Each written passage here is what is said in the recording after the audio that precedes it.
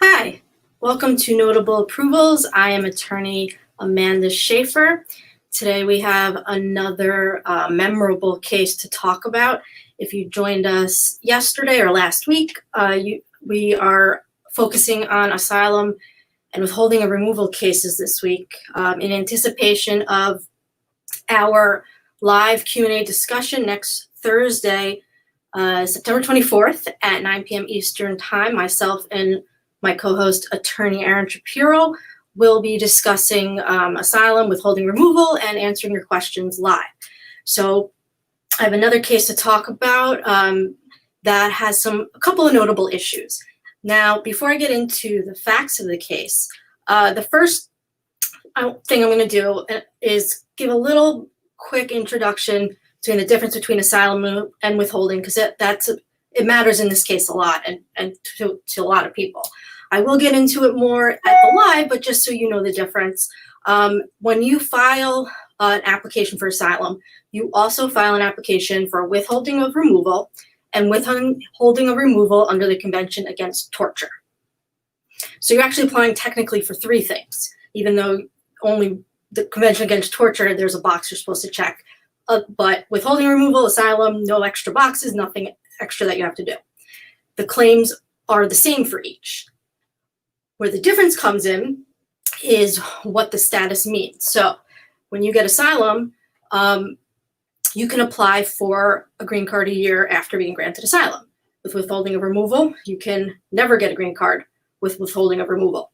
Asylum also has that deadline that you must file within a year of entering the country. Withholding of removal, there's no deadline. You can file 20 years after, and we've certainly had clients do that. Other little things, well, little to some people, but with withholding of removal, you need to renew your work permit every year to work legally. With asylum, even if you decide not to get your green card or citizenship, you do not need a work permit. And the final important thing I want to point out now, and again, join us next week, Thursday, 9 p.m., we will get into this in more detail. But another important thing is that the judges and asylum's office's decision to grant asylum is discretionary. So even if you prove that you're eligible for asylum, that you meet all the requirements, that you were persecuted and you're going to be or likely to be persecuted, if you go home, the judge can still deny it because of a criminal issue, bad moral character, really any reason. They don't have to grant it. Whereas with withholding of removal, once you prove that you're eligible, they are required to grant it.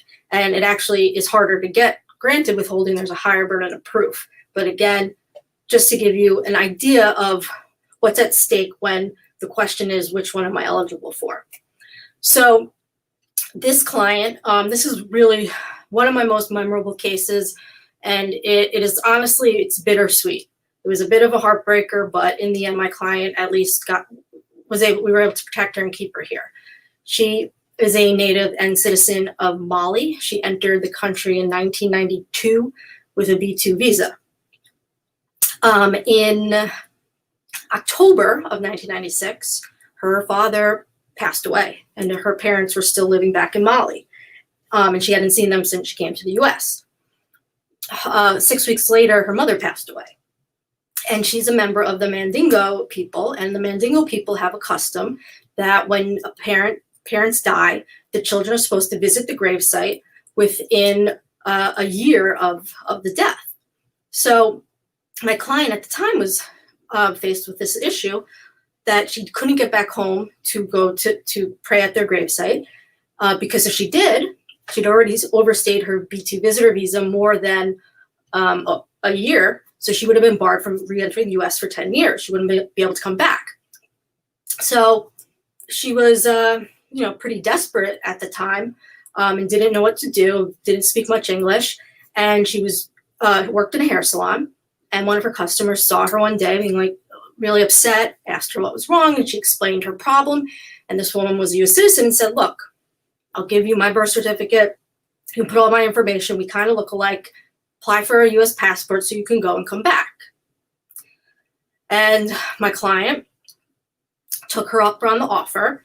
And in May of 1997, think it was, let's see, yes, May of 1997, she files a US passport application with this other person's name and information and birth certificate.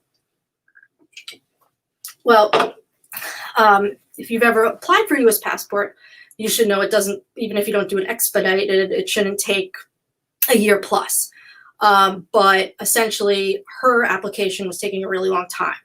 And she realized they must know that it wasn't a real application, or there must be something going on. She got scared, and it was approaching the 1 year to a deadline of when she needed to go back to the graves. So she called her attorney and said, look, I want to withdraw this application. I think something's up. Can you set up an appointment? He does. She withdraws the application. Then, about a year later, she gets charged in federal court with it was using another's identification to defraud the U.S. government to get a passport, basically a false claim to U.S. citizenship. But she was actually charged in criminal court. Again, at the time, she didn't speak much English, and like many people, and maybe even people who are watching right now, do not understand that what the immigration consequences to a guilty plea can be. And this is one of the things I wanted to point out with this case, that if you are not a U.S. citizen, and I mean even if you have a green card, if you are ever arrested or charged with any crime, you need to make sure that your criminal defense attorney understands the immigration consequences of your guilty plea.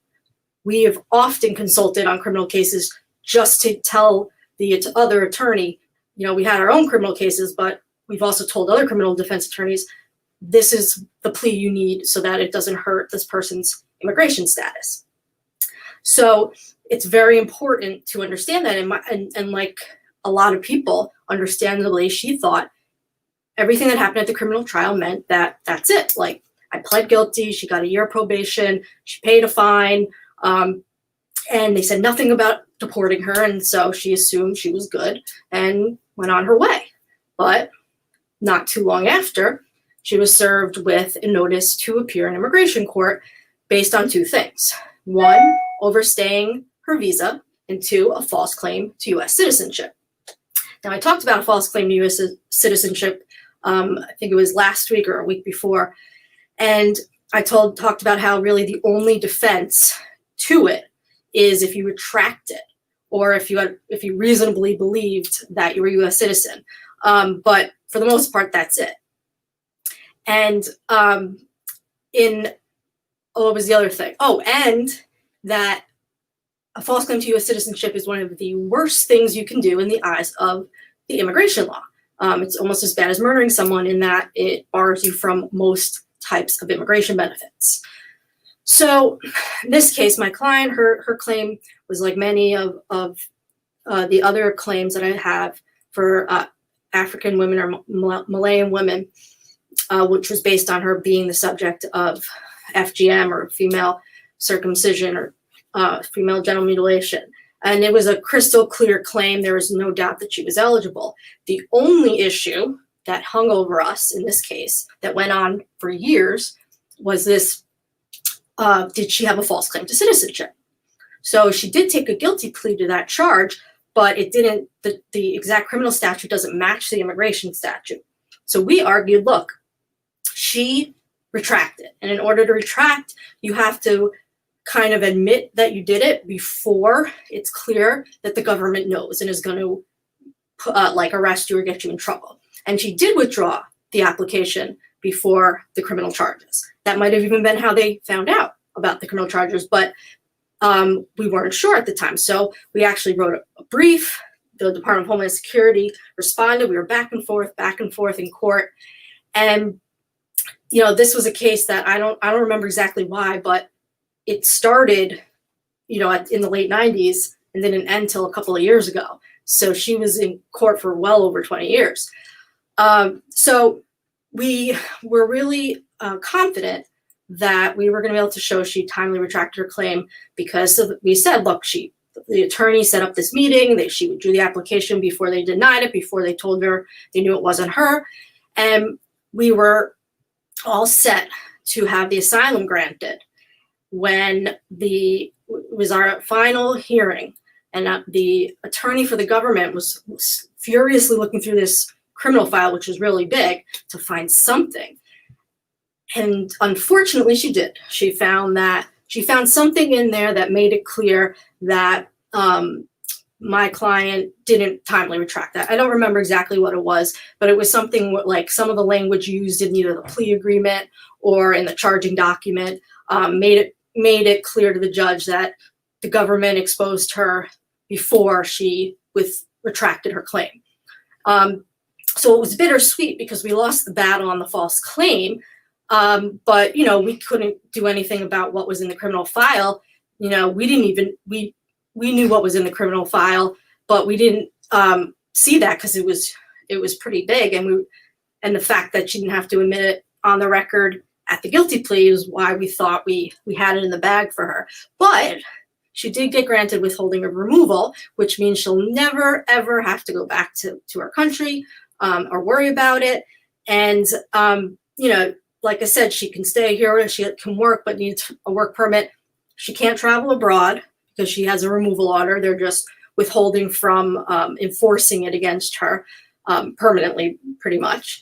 And then, there's other little differences too that I'll get into next week. So don't forget to like us, follow us on Facebook, YouTube, all that, so you don't miss our live next Thursday, September 24th at 9 p.m. We'll be doing our Q&A discussion on asylum and withholding of removal live. We'll answer your questions live. You can send them in advance. Check back later this week. I will be posting more information in an event about it. So just to recap real quick, that with this case, because I talked about a lot of things, we talked about the difference between asylum and withholding of removal, or at least some of the differences.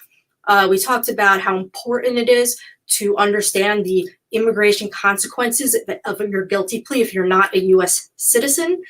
And also, there's no statute of limitations. So you could have done something 30 years ago, or convicted of a crime 30 years ago, and nothing happened with your immigration status until 30 years later when the government finally saw it and then put you in removal proceedings. That can 100% happen because there's no time limit on these things. And when I say the consequences, it's not just about what the charge or the offense that you're pleading to, it's about the facts that you're admitting. Because immigration law does not require you to be convicted of some crimes to make you ineligible for certain benefits. In many respects, all you have to do is admit the facts of certain offenses, and then that's it. And it's even if you got your case expunged, this is a topic for another day, but point is, make sure that your attorney knows what's going on, what your immigration status is, and what the effect of the entire criminal case will have on your immigration status. So that is all for today. Join us. I'll be back tomorrow with another great, exciting, notable approval for you. And then again, Thursday, September 24th, 9 p.m. Eastern Time. Attorney Aaron Shapiro and I will co-host our live Q&A discussion on asylum and withholding of removal. So don't forget to set your reminders. Thank you all for watching, and we will see you tomorrow.